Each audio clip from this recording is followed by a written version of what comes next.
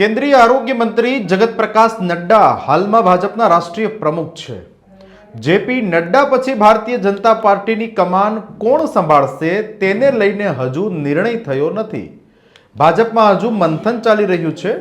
હવે કહેવામાં આવી રહ્યું છે કે સંભવિત ઉમેદવારોની રેસમાં એક મુખ્યમંત્રી અને એક પૂર્વ કેન્દ્રીય મંત્રીની પણ એન્ટ્રી થઈ ગઈ છે.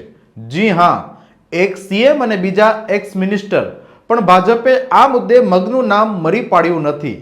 એક રિપોર્ટ પ્રમાણે ભાજપ મહારાષ્ટ્રના મુખ્યમંત્રી દેવેન્દ્ર ફડણવીસ અને પૂર્વ કેન્દ્રીય મંત્રી તથા રાજકોટના સાંસદ પુરુષોત્તમ રૂપાલાના નામ પર વિચાર કરી શકે છે.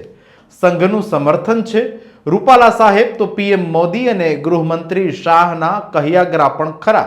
એટલે ભારતીય જનતા પાર્ટીના રાષ્ટ્રીય પ્રમુખ પદે રૂપાલાની નિમણૂક થાય તો પણ નવાઈ પામવા જેવું નથી.